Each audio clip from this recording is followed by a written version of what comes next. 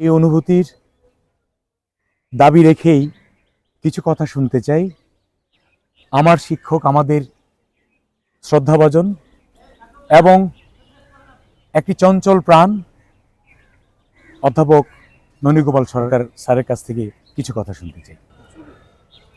ধন্যবাদ আজকের সঞ্চালক, কবি, প্রভাষক স্বপন সাহেবকে।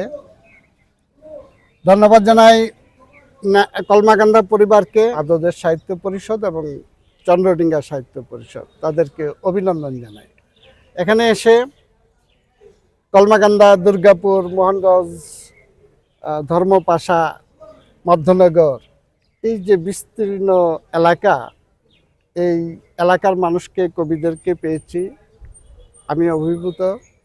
মহান মুক্তিযুদ্ধে অর্জিত স্বাধীন বাংলাদেশের মানচিত্রের দিকে তাকালে উত্তরে যে গারো পাহাড় পরিদৃষ্ট হয়, তারই পাদদেশে এই সোমেশ্বরী, উদ্দাখালী, গোমাই নদীর বিধৌত পলজ জলজ সমভূমি, কোথাও টিলা এবং যে হাওর অঞ্চল আমাদের বিস্তৃত, সেখানকার সহজ সরল মানুষগুলো, সহজিয়া জীবনের অধিকারী মানুষগুলো, বাউল সম্প্রদায়ের মানুষগুলো, লোকজ সংস্কৃতির মানুষগুলো এবং আধুনিক সাহিত্যের পরিচর্যাকারী এই যে কবি, সাহিত্যিক, লেখকদের মিলন মেলা, এটিতে আমি অভিভূত।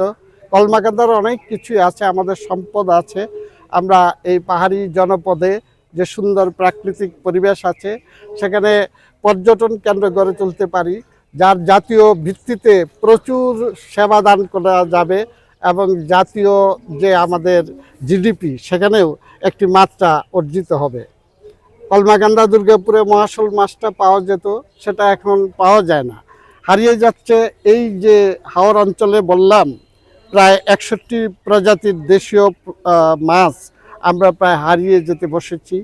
তো আমাদের কলমাকান্দাকে সাহিত্য সংস্কৃতি দুইটাকে মিলিয়ে, সংস্কৃতিতে আমাদের কৃষি যেমন আছে, হাওর জীবন চরিত যেমন আছে, সেই দিক থেকে অনেক কিছুই করার আছে। তাহলে আমি আশা করব যে আমাদের কলমাকান্দার যারা সন্তান, সাইদ ভাই যেমনটি বলছিলেন যে এখানে খগেশ কিরণদা আমার খুব কাছের মানুষ ছিলেন, আমি অধ্যাপক, তিনি অধ্যাপক, একসাথে আমাদের অনেক দিন গেছে তো বিভিন্ন অনুষ্ঠানে। ময়মনসিংহ গীতিকার উপর ওনার একটা ভালো দক্ষতা ছিল। সেই সকল দিনগুলির কথা মনে পড়ছে। শান্তিময় বিশ্বাস, বিশ্বাস বাড়ির সেই সুসন্তান কুন্তল বিশ্বাস দাদা, তাদের কথা মনে পড়ছে। তো সেই ধারা অনুসারে আজকে আমরা যারা সিনিয়র, আমাদের কিছু দায় দায়িত্ব আছে নূতন প্রজন্মকে কিছুটা এগানোর পথে সহযোগিতা করা। সেই জন্য আমরা এই প্রাণের উচ্ছ্বাস থেকে আজকে এখানে মিলিত হয়েছি। আমরা আশাবাদী যে কলমাকান্দা নেত্রকোনার সাহিত্য সংস্কৃতি তথা আমাদের দেশের সাহিত্য সংস্কৃতিতে একটি উজ্জ্বল অবদান রাখবে। সবাইকে ধন্যবাদ। আমাদের বিবেক থেকে যদি নষ্ট শব্দগুলো বিসর্জন দিতে চাই, আসুন এখানে গারো, হাজং, হদি, বানাই, হিন্দু, মুসলিম, খ্রিস্টান, আসুন বাংলাদেশ এখানে দেখে যান। কলমাকান্দা, দুর্গাপুরে হিজলের ছায়ায়, এটাই বাংলাদেশ। আগামী সাহিত্যে প্রত্যাশা রেখে আজকে এখানে রেখেছি।